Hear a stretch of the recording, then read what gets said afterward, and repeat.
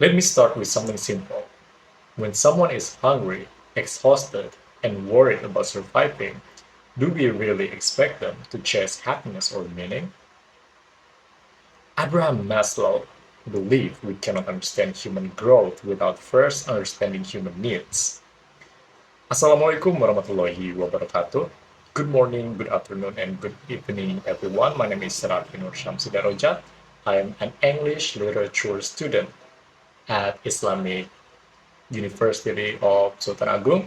And in this video, I would like to briefly explain holistic dynamic theory by Abraham Maslow.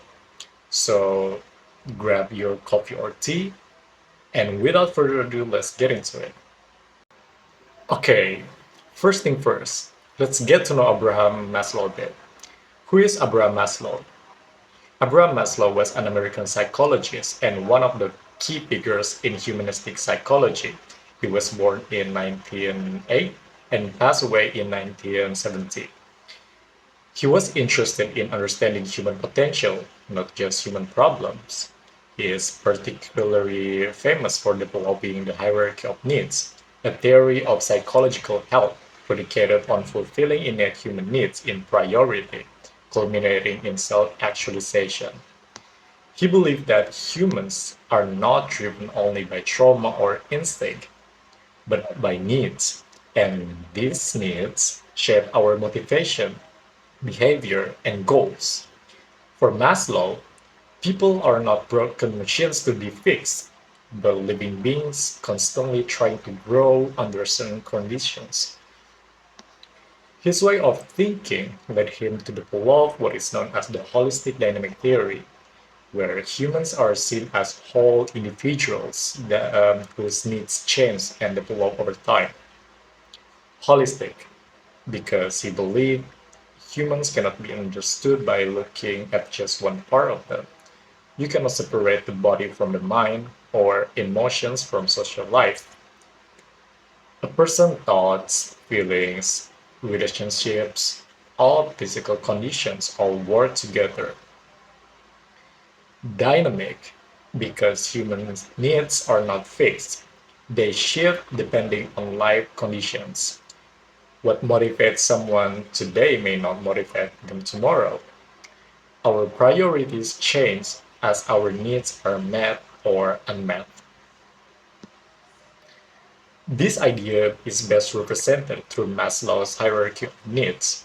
A psychological theory proposing human motivation follows a five-tiered pyramid, from basic survival to self-fulfillment, suggesting lower needs must be met before higher ones. This model explains that people are driven to satisfy fundamental needs first, then progress to more complex aspirations, though needs can overlap. And this thing is often shown as a pyramid, like this one.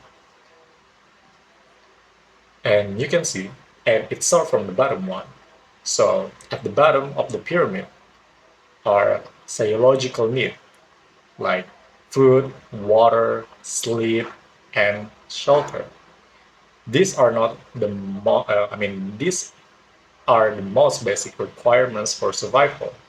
When these needs are not met, everything else becomes secondary. Imagine someone who hasn't eaten properly in days or barely sleeps at night. In that condition, it is difficult to think about goals, dreams, or personal growth.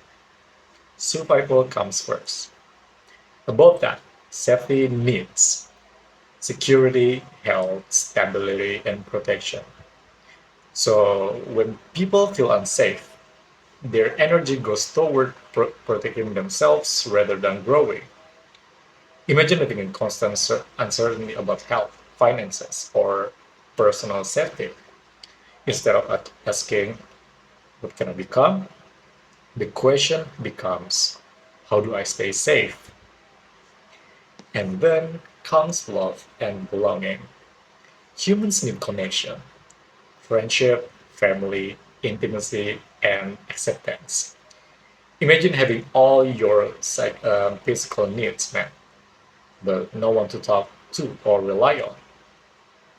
Even in comfort, life can feel empty without meaningful relationships. After that, there is esteem. This includes self respect, confidence, achievement, and recognition from others. Imagine trying your best but constantly being ignored or doubted. Over time, this can weaken confidence and make someone question their own worth. And at the top of the pyramid is self actualization. This is the desire to become the best version of oneself, to realize one's potential, to create, to grow, or to live meaningfully. Maslow believed that not everyone reaches this stage, not because they lack effort, but because many people are held back by fear, insecurity, judgment, or environments that do not support growth. So for Maslow, personal growth is not just about ambition. It is about whether the conditions of life allow a person to grow at all. And Maslow believed that people who reach self actualization often share certain characteristics. As you can see on the right part of the poster,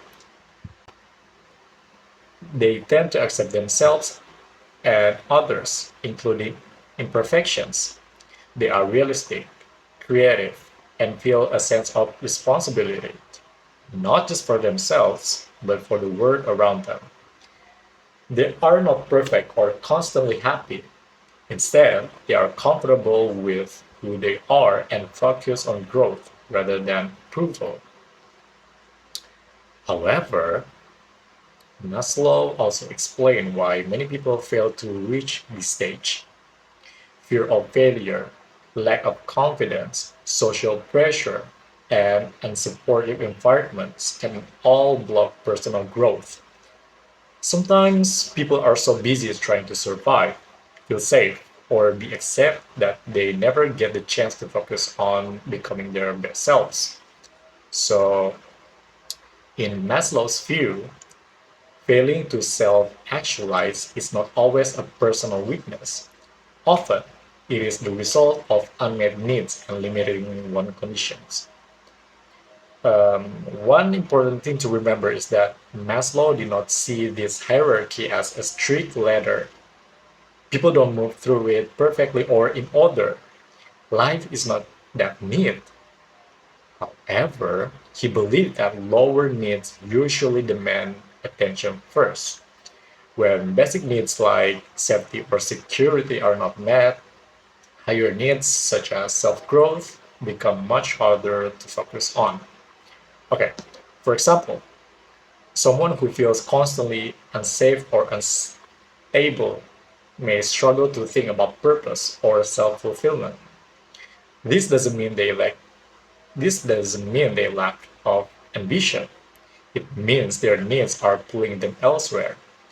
That's why Maslow's theory is still relevant today. It reminds us that motivation is not just about mindset, but also about conditions. In Maslow's view, growth happens not just because people try harder, but because the environment allows them to grow. To sum up, Maslow's holistic dynamic theory shows that human growth is not random. Our actions and goals are shaped by our needs, and those needs change depending on our life conditions. It also reminds us that becoming our best self is not just about effort or motivation.